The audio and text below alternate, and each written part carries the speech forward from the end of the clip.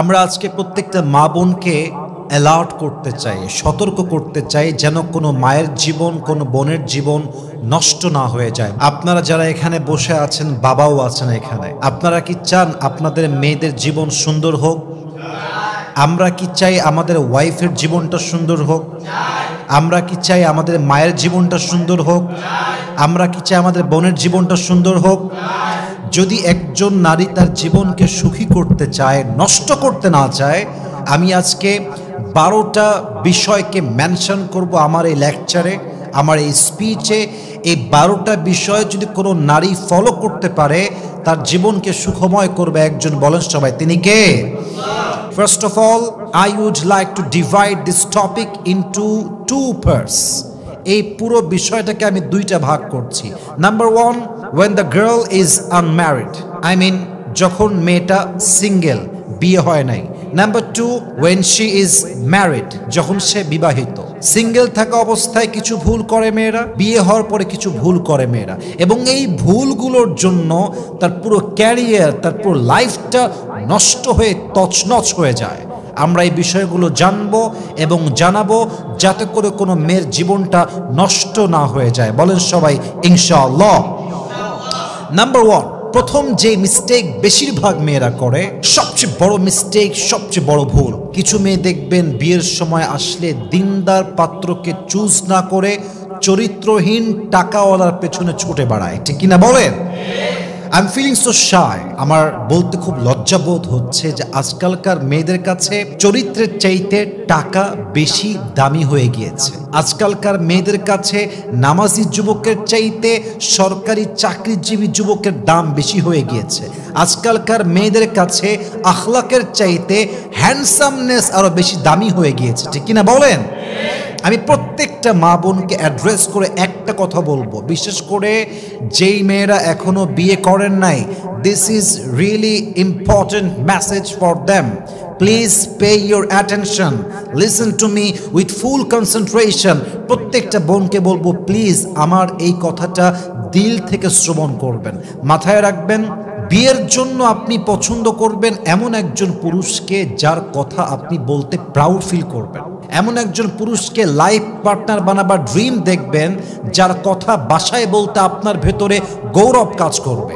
এমন একজন পুরুষকে আপনি আপনার লাইফ পার্টনার হিসেবে চুজ করবেন, এমন একজন পুরুষকে চুজ করবেন যে পুরুষ সাপোর্টিভ হবে, আপনার সুখে দুঃখে আপনার পাশে থাকবে, আপনার ইমোশনকে বুঝবে, আপনার কষ্টগুলোকে নিজের কষ্ট ভেবে ফিল করে শুনবে।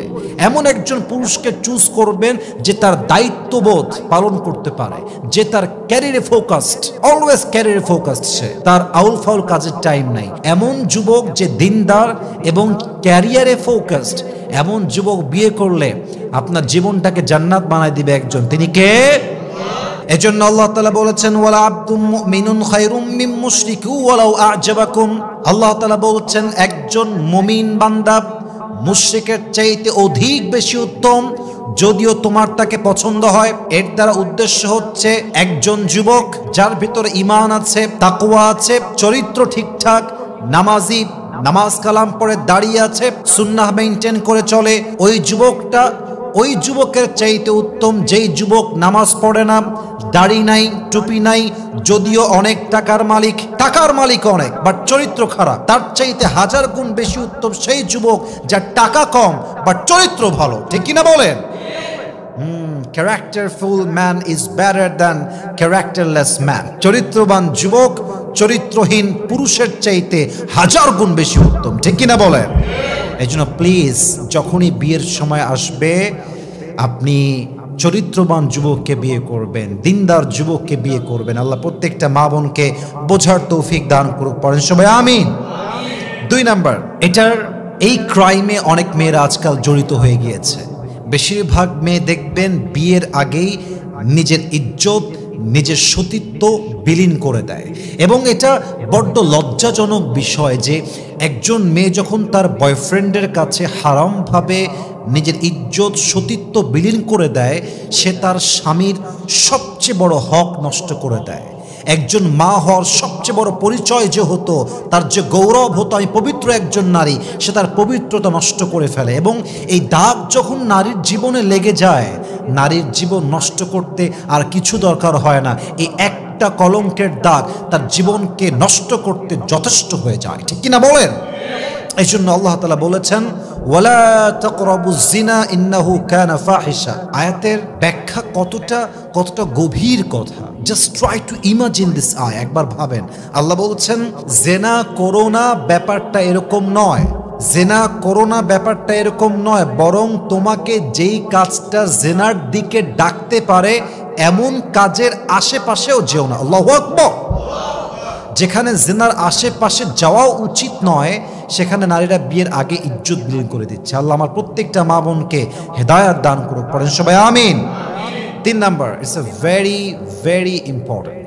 এটা হয়তোবা আপনাকে আগে কেউ বলে নাই, হয়তোবা আমি আজকে আপনাকে বলছি, একটু মাথায় বুঝে শুনে শুনবেন, লিখে রাখেন কথাটা আমার। 3 নাম্বার, মেয়েদের জীবনের সবচেয়ে বড় ভুল হচ্ছে অবৈধ প্রেম তো করেই করে, এগুলোর এভিডেন্স রেখে দেয়। এটা কিন্তু খুব মারাত্মক অন্যায়।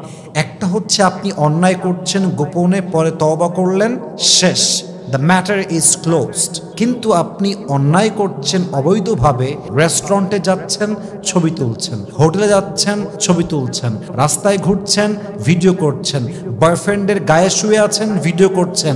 একটা সময় আসবে যেই দিন হয়তো বা আপনার বয়ফ্রেন্ড আপনার আপন থাকবে না, আপনার বিয়ে হয়ে যাবে এবং এই ভিডিওগুলো নিয়ে আপনার বয়ফ্রেন্ড আপনাকে দিনের পরে দিন ব্ল্যাকমেইল করবে, ঠিক কিনা বলেন? মেয়েরা বোঝে না, এই কমন সেন্সটা নাই। এই এভিডেন্স একজন মেয়ের সাংসারিক জীবনকে নষ্ট করতে এনাফ হয়ে যায়। একজন মেয়ে বিয়ে করছে এই কথা বলে যে আমি আপনার কাছে প্রথম আসলাম, আমার প্রথম স্পর্শের জায়গা আপনি, কিন্তু বিয়ের পরে যুবকটা তার প্রত্যেকটা নষ্টামির এভিডেন্স পাচ্ছে হাতে নাতে। আচ্ছা বলেন তো, যে যুবকটা একজন মেয়েকে বিয়ে করলো পবিত্র, সতী, সাধী, চরিত্রবান নারী মনে করে, বিয়ের পরে সে দেখলো তার চরিত্রে কলঙ্কের দাগের শেষ নাই, তার বিরুদ্ধে এভিডেন্সের শেষ নাই, তার চরিত্রে কালেমালে পনের কোনো শেষ নাই, বিশ্বাস রাখেন যুবকের মনটা ভেঙে যাবে এবং হতে পারে এই সংসারটা অচিরেই তালাক পর্যন্ত গড়িয়ে যাবে, ঠিক কিনা বলেন? এজন্য অন্যায় করছেন একটা বড় অন্যায়, কিন্তু অন্যায়ের এভিডেন্স রাখা আরও বড় অন্যায়। আপনি কোনো কল রেকর্ড দিবেন না, কোনো ছবি তুলবেন না, কোনো ভিডিও হবে না। অন্যায় করে ফেলেছেন, that was your past and come back to your lord. যা হয়ে গিয়েছে হয়ে গিয়েছে, जो गुजर गया वो गुजर गया वो कभी अब वापस नहीं आएगा। কিন্তু যদি আপনি এভিডেন্স রেখে দেন, এটা আপনার অতীত তো নষ্ট করেছেই, আপনার ভবিষ্যৎটাও নষ্ট করবে, ঠিক কিনা বলেন? এজন্য মেহেরবানি করে প্রত্যেকটা মা বোনকে বলছি, অন্যায়ের কোনো এভিডেন্স রাখবেন না, নষ্টামির কোনো প্রমাণ রাখবেন না। আল্লাহর কাছে তওবা করে ফিরে আসেন, আপনার জীবনটা সুন্দর করতে পারে একজন, তিনি কে? এটা হচ্ছে 3 নাম্বার। 4 নাম্বারটা, বেশিরভাগ মেয়েরা, বলতে গেলে 85% পিপল, 85% মেয়েরা এই অন্যায় জড়িত। বেশিরভাগ মেয়েরা আসলে ভালো হয়, কিন্তু বান্ধবী চুজ করে চরিত্রহীন বান্ধবী। যেই বান্ধবীর কাছে হারাম relationship is just a common thing, যেই বান্ধবীর কাছে টিকটকে ভিডিও আপলোড দেওয়া জাস্ট আ কমন থিং, যেই বান্ধবীর কাছে পরপুরুষের কাছে ইজ্জত বিলিয়ে দেওয়া জাস্ট আ কমন থিং, যেই বান্ধবীর কাছে বেপর্দায় দেহ প্রদর্শন করিয়ে চলা it's just a common thing, এরকম বান্ধবী যেই মেয়ে বানিয়েছে সে চরিত্রবান হলেও কি হবে, তার চরিত্র নষ্ট হতে বেশি দিন সময় লাগবে না, ঠিক কিনা বলেন? এজন্য আমরা সব সময় বলি, সঙ্গদোষে লোহাও কিন্তু ভাসে। আপনি অনেক ভালো মেয়ে, আপনার বাবা ভালো, আপনার মা ভালো, আপনার আপন বোনটা ভালো, আপনার ফ্যামিলি ভালো, কিন্তু আপনার বান্ধবী যদি খারাপ হয়, আপনি একদিন না একদিন নষ্ট হয়ে যেতে পারেন, ঠিক কিনা বলেন? আল্লাহ তাআলা এক অসাধারণ আয়াত বলেছেন কোরআনে। আল্লাহ তাআলা কি বলছে খেয়াল করেন। আল্লাহ রাব্বুল আলামিন বলছেন, যারা দুনিয়ার বুকে চরিত্রহীন বান্ধবী রেখেছে, চরিত্রহীন বন্ধু রেখেছে, যেই বন্ধু নামাজের দাওয়াত দেয় না, রোজার দাওয়াত দেয় না, হারামের দাওয়াত দেয়, গানের দাওয়াত দেয়, প্রেমের দাওয়াত দেয়, এমন বন্ধু যারা রেখেছে, কিয়ামতের কঠিন দিনে তারা কি বলবে? আল্লাহ বলছেন, ইয়া ওয়াইলাতা লাইতানি লাম আত্তাখিয ফুলানান খলিলা। ওই মেয়েটা, ওই যুবকটা কিয়ামতের দিনে চিল্লিয়ে চিল্লিয়ে আওয়াজ করে বলবে, আল্লাহ আফসোস আফসোস, যদি অমক বন্ধুকে আমি আমার বন্ধু না বানাইতাম, যদি অমক মেয়েকে আমি আমার বান্ধবী না বানাইতাম, যদি অমুক যুবককে অমুক ভাইকে আমি আমার বন্ধু না মনে করতাম, আজকে আমার জাহান্নামটা অবধারিত হতো না। ইয়া ওয়াইলাতা লাইতানি লাম আত্তাখিয ফুলানান খলিলা, আফসোস করবে যে ইসরে যদি সেই যুবকটা আমার বন্ধু না হতো, ইসরে যদি সেই মেয়েটা আমার বান্ধবী না হতো, আজকে আমার বেহাল দশা হতো না। অতএব বন্ধু চুজ করার ক্ষেত্রে ভেরি অ্যালার্ট। চরিত্রহীন কোন নারীকে আমার বান্ধবী বানাতে পারি না, ঠিক কিনা বলেন? আল্লাহ প্রত্যেকটা মা বোনকে চরিত্রবান মেয়ের সঙ্গে বন্ধুত্ব করার তৌফিক দান করুক, পড়েন সবাই আমিন। এই হচ্ছে 4 নাম্বার। 5 নাম্বার হচ্ছে মেয়ে মানুষের ফল্ট। এটা হচ্ছে মেয়েদের একটা ন্যাচার। মেয়ে মানুষ বিশ্বাস করে খুব সহজে, এবং মেয়েদের বিশ্বাসটা এতটা সহজ সরল, যাকে তাকে বিশ্বাস করে ফেলে, যাকে তাকে ট্রাস্ট করে ফেলে। এবং মেয়েদের অর্ধেক জীবনের চাইতে বলতে গেলে পুরো জীবনটাই নষ্ট হয়ে যায় ভুল মানুষকে বিশ্বাস করার জন্য, ঠিক কিনা বলেন? আপনি সেই মেয়েকে জিজ্ঞেস করেন যেই মেয়েটা ভুল করে বিশ্বাস করে একজন চরিত্রহীন লম্পটকে বিয়ে করেছে, তার জীবন যে কতটা নষ্ট হয়েছে একমাত্র সেই মেয়েটা ছাড়া এই আঘাত, এই যন্ত্রণা, এই কষ্ট আর কেউ ফিল করতে পারবে না, ঠিক কিনা বলেন? একজন মেয়ে একজন যুবককে ট্রাস্ট করছে, তাকে তার ছবি দিচ্ছে, ভিডিও চাচ্ছে, ভিডিও দিচ্ছে, যেতে বলছে যাচ্ছে, যা করতে বলছে করছে, ইজ্জত চাচ্ছে, মেয়েটা বিশ্বাস করে ইজ্জতও দিয়ে দিচ্ছে যে আমাকে তো বিয়ে করবে ইন ফিউচার। কিন্তু এই যুবকটা একটা সময় গিয়ে মেয়েটার বিশ্বাসকে এমনভাবে ভেঙে দেয় যে মেয়েটার জীবনটা একুলো ভাঙে ওকুলো ভেঙে যায়, ঠিক কিনা বলেন? এজন্য ইয়া আইয়ুহাল্লাযীনা আমানু খুযু হিদরাকুম ফানফিরু থুবাতান, আল্লাহ তাআলা বলছেন O you who believed take precaution, যাকে তাকে বিশ্বাস করতে যেও না, হে বিশ্বাসীরা সাবধান হও, যে সাবধান হয় সে ঠকে কম জিতে বেশি, ঠিক কিনা বলেন? এজন্য আমার প্রিয় বোন, যাকে তাকে বিশ্বাস করতে যাবেন না। আল্লাহ মা বোনদেরকে বোঝার তৌফিক দান করুক, পড়েন সবাই আমিন। 6 নাম্বার, অধিকাংশ মেয়ে রিলস এবং টিকটকে আসক্ত। এই একটা কারণ মেয়েদের কত কিছু নষ্ট করছে একটু খেয়াল করেন। যে মেয়েটা টিকটকে ভিডিও আপলোড দেয় সে তার ইজ্জত প্রত্যেক দিন নষ্ট করছে, তার চরিত্রকে অলওয়েজ কলঙ্কিত করছে। সেই মেয়ের তার হায়া লজ্জা বিক্রি করে খাচ্ছে। যেই মেয়েটা টিকটকে ভিডিও আপলোড দেয় দেহ দেখিয়ে, এটা জাস্ট লাইক জুয়া খেলার মতো। এই মেয়েটা জাস্ট কয়েকটা কমেন্ট, লাইক আর ভিউ পাওয়ার জন্য নিজের ইজ্জতকে বিক্রি করতে, সতীত্বকে বিলীন করতে, চরিত্রকে কলঙ্কিত করতে একটা মুহূর্তের জন্য ভাবছে না, ঠিক কিনা বলেন? এই রিলস আর টিকটকের ভিডিওতে আসক্ত হবেন না। আপনি যত আড়াল থাকবেন তত বেশি আপনাকে ভালোবাসবে একজন, তিনি কে?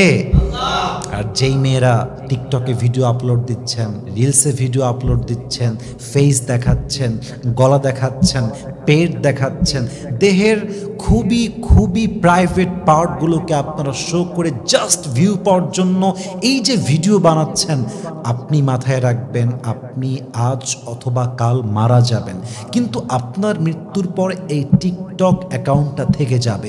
যতদিন পর্যন্ত যুবকরা আপনার টিকটক ভিডিও দেখবে, চোখের জেনা হবে, হাতের জেনা হবে, মনের জেনা হবে, আর প্রত্যেকটা গুনাহের দায়ভার আপনার কবর পর্যন্ত পৌঁছে যাবে, ঠিক কিনা বলে? অতএব যতদিন বেঁচে আছেন অন্যায় থেকে দূরে থাকেন, বেপর্দার থেকে দূরে থাকেন, রিলস থেকে, টিকটক থেকে নিজেকে মুক্ত করেন। আল্লাহ প্রত্যেকটা মা বোনকে বোঝার তৌফিক দান করুক, পড়েন সবাই আমিন। এবং লাস্ট একটা পয়েন্ট বলবো, এটা সিঙ্গেল মেয়েদের সবচেয়ে বড় ভুল আমি মনে করি। অনেক মেয়েরা সঠিক বয়সে বিয়ে করতে চায় না। যখন বয়স 17 তখন বলে যে আরে আমার তো বয়স কেবল 17, এসএসসি দিলে আমি একটু ওয়েট করি। আবার যখন ইন্টার দিয়ে দেয় একটু থামো না, আমি অনার্স দেই, অনার্স যখন হয়ে যায় একটু থামো, মাস্টার্সটা দিয়ে দেই। এই যে মেয়েটার বয়সের ভার বেড়ে যায়, মাথায় রাখবেন, শুনতে একটু ফানি হবে but it's a true fact, it's very serious matter. বিয়ের বাজারে বয়স্ক মেয়ের দাম খুব বেশি একটা নাই। বয়স্ক মেয়ের মার্কেটের ভ্যালু খুবই কম। বিয়ের বাজারে একজন মেয়ে যার বয়স 18, 17, 16, 19, 20 তার যেই পরিমাণ মূল্য আছে, সেই মেয়ে যার বয়স 27, 28, 30 তার সেই পরিমাণ মূল্য নেই। যুবক ভাইরা, ঠিক কিনা বলেন? সঠিক বয়সে বিয়ে করেন, আপনার বিয়েটা ভালো জায়গায় হবে। যদি ভুল হয়ে যায় বের হয়ে আর এক জায়গায় বিয়ে করা যেতে পারে, বাট বিয়ের বয়স যখন পার হয়ে যায় তখন একজন ভালো পাত্র পাওয়া খুবই টাফ হয়ে যায়, ঠিক কিনা বলেন? আল্লাহ প্রত্যেকটা মেয়েকে সঠিক বয়সে বিয়ে করার তৌফিক দান করুক, পড়েন সবাই আমিন। বলেন তো আমি বিষয়টা কয়টা ভাগ করেছিলাম? প্রথম ছিল when she is single, when she is unmarried. Secondly আমরা জানবো when she is married. বিবাহিত হওয়ার পরে মেয়েরা কোন ভুল করে যে ভুলের জন্য তার জীবনটা নষ্ট হয়ে যায়। আগেই বলেন আল্লাহ যেন আমাদের সবাইকে প্রত্যেকটা মা বোনকে আমল করার তৌফিক দান করে, পড়েন সবাই আমিন। এক নাম্বার, বিয়ের পরে প্রথম ভুল একজন মেয়ের জীবনে স্বামীর অবাধ্য হওয়া। স্বামীর অবাধ্য হওয়ার মতো বড় অন্যায় পৃথিবীতে একজন মেয়ের জন্য সেকেন্ড আর কোনো কিছু হতে পারে না। যেই মেয়ে স্বামীর অবাধ্য, আপনি লিখে রাখেন তার জীবনের সুখ সে কোথাও খুঁজে পাবে না। কারণ আমরা পুরুষরা সব সহ্য করতে পারি, সব মানতে পারি, বাট আমার বউ আমার কথা শুনবে না, আমার বিরুদ্ধে হিটলারি করবে, আমাকে মিথ্যা অপবাদ চাপাই দিবে, আমাকে অলওয়েজ চাপে রাখবে, অলওয়েজ ডিমান্ড করতেই থাকবে, অলওয়েজ আমাকে মিথ্যা ব্লেম করতেই থাকবে, আমার আওতার বাহিরে যাবে।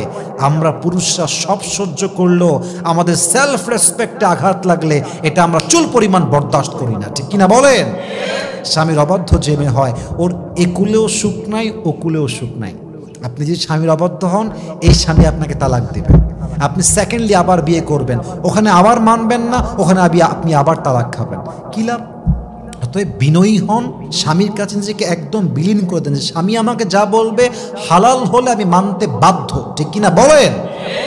আপনি স্বামীর অবাধ্য হবেন না, এক নাম্বার। দুই নাম্বার, বিয়ের পরে মেয়েদের জীবনের সবচেয়ে বড় ভুল হচ্ছে মেয়েরা স্বামীর খারাপ সময় আসলেই ব্যাস রূপ চেঞ্জ।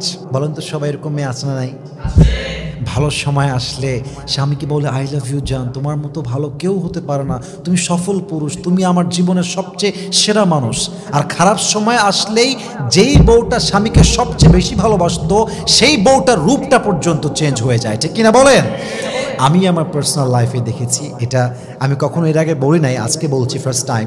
আমি আমার পার্সোনাল লাইফে দেখেছি যেই মেয়েরা স্বামীর সঙ্গে খারাপ সময়ে সময় দিয়েছে, তার হাতটা শক্ত করে ধরেছে, তার পাশে দাঁড়িয়েছে এবং সাপোর্টিভ একটা রোল প্লে করেছে, আল্লাহ তাকে সুখের জীবন দিয়েছে। একটা সময় গিয়ে সে সুখের জীবন পেয়েছে, একটা সময় গিয়ে তার স্বামীকে আল্লাহ তাআলা সামর্থ্যবান বানিয়েছেন। আর যেই মেয়েটা স্বামীর সঙ্গে বেঈমানি করেছে, স্বামীর সঙ্গে খারাপ সময় রূপ চেঞ্জ করেছে, একটা সময় আসে এমন যখন এই মেয়েটা কোথাও আর ঠাঁই পায় না, ঠিক কিনা বলেন? স্বামীর খারাপ সময় আসলে don't change your character, don't change your face, change করবেন না। স্বামীর ভালো হলেও আমি আছি, স্বামীর খারাপ হলেও আছি আমি, আমার স্বামী খারাপ হলেও আমার স্বামী ভালো হলেও আমার স্বামীটাই তো আমার, ঠিক কিনা বলেন? অতএব স্বামীর জন্য অবশ্যই সাপোর্টিভ রোল প্লে করবেন, আপনার জীবনটাকে সুখময় করবে একজন, তিনি কে? তিন নাম্বার, অনেক মেয়ে দেখবেন স্বামীর বাড়ির কথা অন্য বাড়ি দিয়ে লাগায়। স্বামীর বাড়ির কথা হচ্ছে চার দেয়ালের মাঝে সীমাবদ্ধ, এটা বাহিরে বের করলেন মানে আপনি শেষ, আপনার সব শেষ। অনেক মেয়েরা এটাকে খুব ইজি মনে করে যে আরে আমি বলতেই পারি, কি ব্যাপার, বলা যায়, সমস্যা কি? বোনের বাসায় গিয়ে বলে, বান্ধবীর কাছে গিয়ে বলে, মায়ের কাছে গিয়ে বলে। ইভেন আমার তো মনে হয় যে আজকালকার যুগে বেশিরভাগ ডিভোর্স হয়ে যায় জাস্ট মেয়ের মায়ের কুটনামির জন্য, ঠিক কিনা বলেন? মেয়ের মা মেয়েকে কল দিয়ে দিয়ে কুটনামি শেখায়, এইটা করবি, ওইটা করবি না, ওইটা বলবি, এইটা বলবি না, এমনে এমনে এমনে এমনে শিখায় দেয়। আর মেয়েটা যখন ওরকম অ্যাক্ট করে মায়ের কথা অনুযায়ী, পুরুষের মন থেকে উঠে যায়। এই জন্য মেহেরবানি করে স্বামীর বাড়ির কথা স্বামীর বাড়িতেই শেষ। যখন মায়ের বাসায় যাবেন ভিন্ন বিষয় আলাপ হবে, স্বামীর বিরুদ্ধে কোনো কথাই হবে না। স্বামী আমার ভালো হোক, স্বামী আমার খারাপ হোক, স্বামী একমাত্র আমার। স্বামীর ব্যাপারে খারাপ কথা বলা মানেই মাথায় রাখবেন, যেই মেয়ে তার স্বামীর সম্মানকে নিচু করে, সে তার স্বামীর সম্মানকে নিচু করে না, সে তার নিজের সম্মানকে নিচু করে। এটা মেয়েরা বোঝে না। আমার স্বামী আমার সম্মানের জায়গা, আমার স্বামী ভালো থাকলে আমি ভালো, আমার স্বামী খারাপ থাকলে আমি খারাপ। আমার স্বামীর সম্মান বাড়লে আমার সম্মান বাড়বে, আমার স্বামীর সম্মান কমলে আমার সম্মান কমবে, ঠিক কিনা বলেন? অতএব স্বামীর বাড়ির কথা কোনোদিন মায়ের বাসায় হোক, বান্ধবীর বাসায় হোক, বোনের বাসায় হোক, কখনো বলতে যাবেন না। আল্লাহ মেয়েদেরকে বোঝার তৌফিক দান করুক, পড়েন সবাই আমিন।